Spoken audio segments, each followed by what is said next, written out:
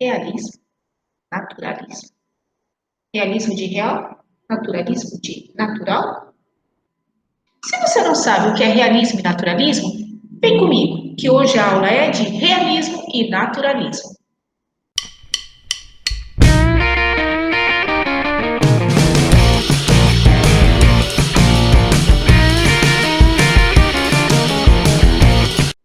Olá!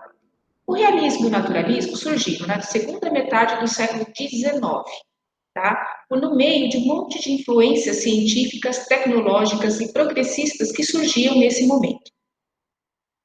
Havia um grande progresso das fábricas, o avanço tecnológico se intensifica, a modernização de fábricas e um grande avanço na mecanização de várias indústrias. Certo? É um momento da observação da realidade e não mais da imaginação. Os autores começam agora a se preocupar em observar, analisar as pessoas, a sociedade e como que elas interagem, né, entre si. Como que essa sociedade influencia nesse cidadão. Como esse cidadão é influenciado pelo meio que ele vive. Então, as pessoas, os autores, eles estão mais preocupados agora na observação e não mais com a imaginação. Essa questão das ideias, né, da fluidez que nós tínhamos lá no arcadismo, acabou. Então, agora se preocupa muito mais com uma análise tanto psicológica como social dos personagens, certo? A ideia agora é colocar nesses personagens, trazer esses personagens o mais próximo possível de uma realidade que se vive. Vão surgir, então, nesse momento, algumas correntes científicas, chamadas de determinismo, positivismo e darwinismo. Vamos conhecer um pouquinho de cada uma delas. Então, a primeira corrente científica que nós vamos comentar é o determinismo. O determinismo, elaborado por Taine, por Hipólito Taine, ele afirmava que o comportamento do homem ele é determinado pelo meio, pela raça e pelo momento histórico em que ele vive.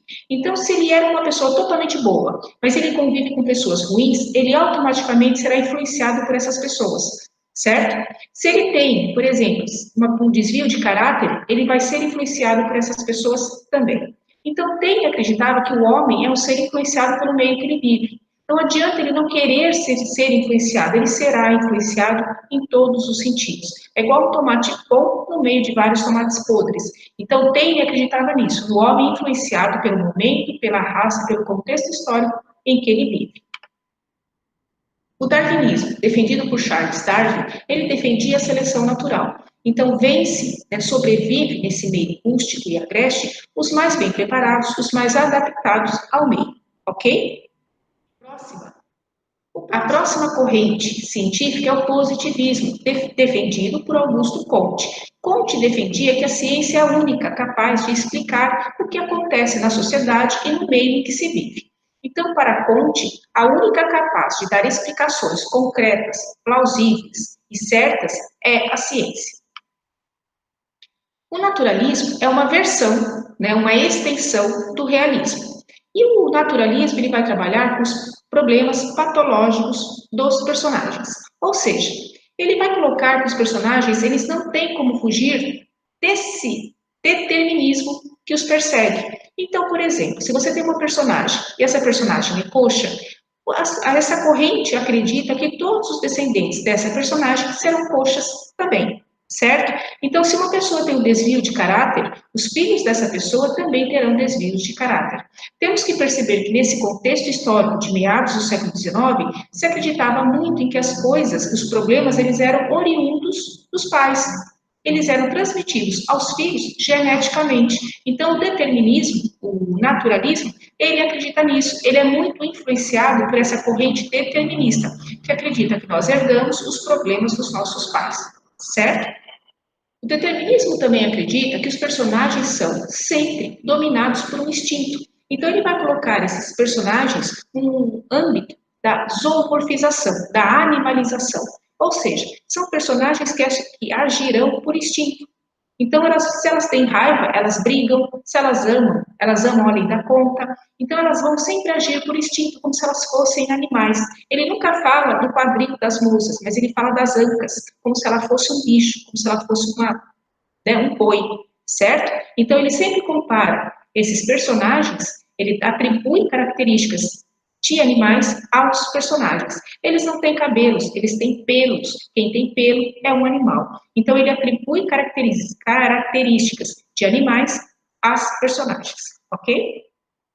Então, nós teremos algumas características que serão bem marcantes, tanto para a corrente naturalista quanto para a corrente realista, ok? Vamos conferir algumas dessas características.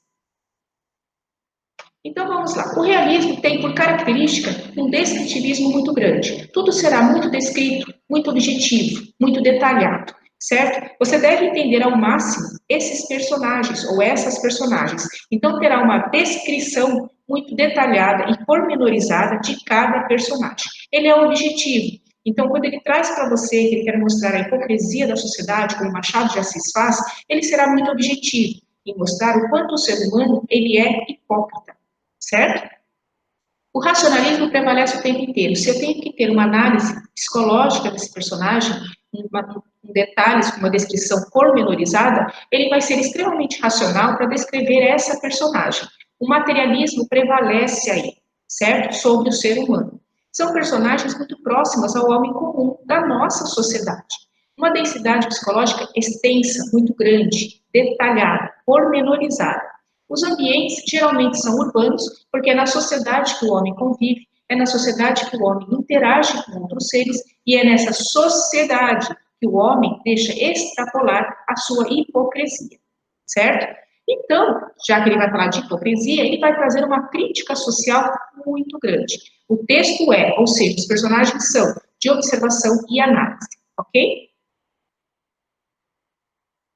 Já o naturalismo, como eu disse anteriormente, ele vai trazer para a gente uma animalização muito grande das personagens. Elas não têm cabelo, elas têm pelo, elas não têm quadril, elas têm ancas, certo? Então ele faz tudo isso se aproximar muito dos animais. Elas agem por puro instinto. É uma obra de tese e de combate, e ele tenta provar a todo custo que ele está certo.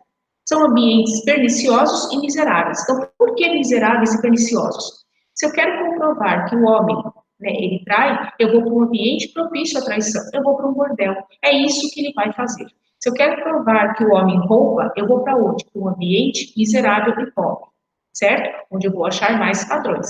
Se eu quero provar que o homem bebe, porque ele não consegue resistir aos instintos da bebida, eu vou para onde? Eu vou para um bar, eu vou para um boteco, como ele ia antigamente. Então ele ia para as tabernas para provar que tudo isso existia, ok? Então, ele vai lidar com os aspectos mais patológicos do ser humano. Então, ele vai trazer muitos esses aspectos físicos das personagens pormenorizadas, detalhadas ao extremo, aproximando sempre a zoomorfização à animalização, ou seja, colocando as personagens como bichos, como animais, que ele acredita que elas são, ok?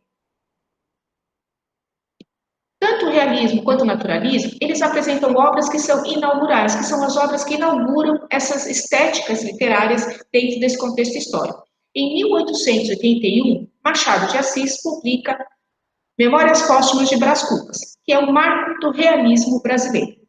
E Aloysio de Azevedo, na mesma data, em 1881, vai publicar O Mulato, que é o marco do naturalismo do Brasil. Ok? Espero que vocês tenham entendido, que não tenha ficado dúvidas, e qualquer coisa nos encontramos na nossa próxima aula aí, ok? Um grande abraço a todos vocês.